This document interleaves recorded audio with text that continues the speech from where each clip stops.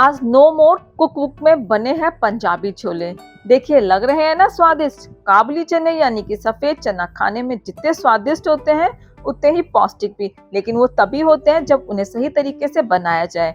तो क्या आप भी छोले बनाते हुए इस तरह की गलतियां करते हैं? आपने अक्सर देखा होगा पंजाबी घरों में छोले बनते ही रहते हैं और हमें तो कभी भी डाइजेशन की प्रॉब्लम नहीं हुई। क्यों? क्योंकि हमारी जो दादी नानी है या मम्मी, उन्होंने हमें यही सिखाया है कि छोले हमेशा भिगो के ही बनाने चाहिए। इवन हमारे ये नियम ही है कि हम भिगो के ही बनाते हैं। क्यों? अब क्यों? इसलिए क्योंकि इसके अंदर फाइबर ज़्यादा होता है।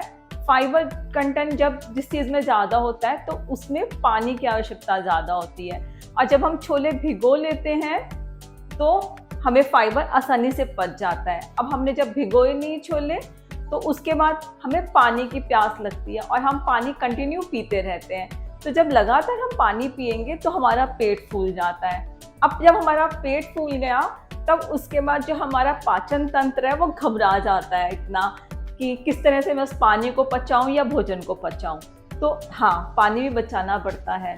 तो बस इसी चक्कर में हमारा डाइजेशन खराब हो जाता है, तो हमें या तो गैस बनती है या लूज मोशन हो जाते हैं, एसिडिटी की प्रॉब्लम हो जाती है। अब भीगे हुए चनों में पानी, नमक और सोडा डालकर उबाल लेते हैं। सोडा डालने से छोलों के अंदर तक नमी पहुंचती है और छोले नरम हो जाते हैं। कुकर में 4 से 5 सीटी आने देते हैं। और दूसरी गलती आप ये करते हैं कि हर मौसम में छोले मसाला और गरम मसाला डाल के छोले बनाते हैं, तो आप ये बहुत गलत करते हैं। क्यों? क्योंकि गर्मियों में या फिर ऐसे समय पे जब आपकी बॉडी के अंदर हीट ज़्यादा होती है और फिर भी आप मौसम को देखे बिना ही इसमें छोले मसाला गरम मसाला डालते हैं, तो आप गलत करते हैं। क्योंकि गर्मियों में तो वैसे ही हमारी बॉडी का टेम्परेचर हाई होता है और फिर हम उसके अंदर गरम मसाला डाल देंगे और छोले मसाला जिसमें ऑलरेडी ही गरम मसाले होते हैं, तो हमारी बॉडी में हीट ज़्यादा बढ़ जाती है। तो ये गलत तरीका होता है। तो यहाँ मैं सिर्फ तेज पत्ता और बड़ी इलायची डालूंगी। और आपने अक्सर देखा होगा कि पंजाबी घरों में बड़ी इलायची का इस्तेमाल बहुत ज़्यादा होता है। तड़का लगाने के लिए एक बर्तन में थोड़ा तेल डालकर गरम करेंगे और अब इसके अंदर तेज पत्ता और बड़ी इलायची डालेंगे। अभी इलायची की खुशबू आने लगी है तो हम इसमें प्याज डाल देते हैं और इस समय जो गैस है वो मीडियम फ्लेम पे है। अगर आप प्याज और लहसुन नहीं खाते हैं तो आप टोटली इसको अवॉइड कर सकते हैं। टमाटर से भी ये बहुत अच्छे बन जाएंगे।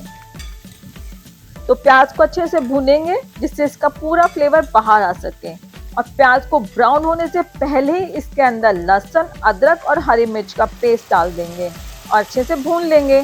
तो तड़के से लहसुन की बहुत अच्छी खुशबू आने लगी है और इसमें हम अब सूखे मसाले ऐड कर देते हैं, जैसे लाल मिर्च, काली मिर्च, सूखा धनिया पाउडर, नमक। और नमक हम छोले उबालते हुए पहले भी डाल चुके हैं, तो यहाँ अपने स्वाद के अनुसार आप डालिएगा। हल्दी पाउडर डालकर मिक्स करते हैं और अब थोड़ा सा पानी डालकर भून लेते हैं। दिख रहा है ना आपको तड़के का मसाला कितना अच्छा लग रहा है।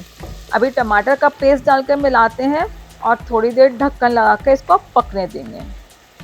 अब यहाँ हम एक सीक्रेट मसाला बनाते हैं, जिसके लिए हम तवा गरम करेंगे और जीरा डाल के भून लेंगे। जीरा को हल्का ही भूनना है, सिर्फ एक खुशबू आने देना है, उसको जलाना नहीं है। अब मिक्सी जार लेंगे, उसके अंदर जीरा डालेंगे। अब इसके अंदर हम अनारदाना डालेंगे। जी हाँ, यहाँ हम अनारदाने का इस्तेमाल कर रहे हैं। आपने अक्सर देखा होगा कि जब हम खाना खाते हैं उसके बाद अनारदाना की गोलियां खाई जाती हैं। क्यों? क्योंकि जो अनारदाना होता है वो खाने को बहुत अच्छे से पचा देता है और इसकी तासीर ठंडी होती है। तो आप जब छोले मसाले के बजाय जब ये जीरा और अनारदाने का पाउडर इसके अंदर डालेंगे तो आपकी बॉडी में हीट नहीं होगी और आपका जो छोले खाने के बाद भारीपन होता है वो भी नहीं होगा, क्योंकि छोले बहुत जल्दी ही हजम हो जाते हैं। अभी तड़के पर नज़र डालते हैं और इसका ढक्कन हटाकर देख लेंगे। इसमें जीरा, अनारदाने वाला मसाला ऐड करते हैं। मसाले को अच्छी तरह से भूनने देते हैं। अभी आप तड़के का रंग देख रहे हैं और इसकी खुशबू भी बहुत अच्छी आ रही है। ये अच्छे से पक चुका है और किनारों पर भी आप तेल देख सकते हैं। बस अब 2 चम्मच उबले हुए छोलों का पानी डाल के मिलाएंगे और देखिए छोले अंदर तक नरम हो चुके हैं। बाकी के छोले भी इसमें मिला देते हैं और अब ढककर उबाला आने तक पकाएंगे। इससे छोलों के अंदर तक मसालों का फ्लेवर आ जाएगा। तो इसमें 5 से 6 मिनट के बाद हम देखेंगे। अब देखिए छोले अच्छे से मसालों में मिक्स हो गए हैं और इस समय हम गैस बंद कर देते हैं। ये ग्रेवी आपको दिख रही होगी, ये 10 मिनट के बाद अपने आप ही गाढ़ी हो जाएगी क्योंकि छोलों में स्टार्च की मात्रा भी अच्छी होती है, तो मसाला जल्दी ही छोलों में लिपट जाएगा। यहाँ हरा धनिया डालकर मिला देते हैं और 5 से मिनट के लिए इसको ढककर रख देते हैं। तो देखा बिना छोले मसालों के भी छोले कितने अच्छे बने हैं। तो रेसिपी को जरूर ट्राई कीजिएगा। सब्सक्राइब कीजिए मेरा चैनल नो मोर कुक बुक और आपके कमेंट्स का मुझे हमेशा इंतजार है।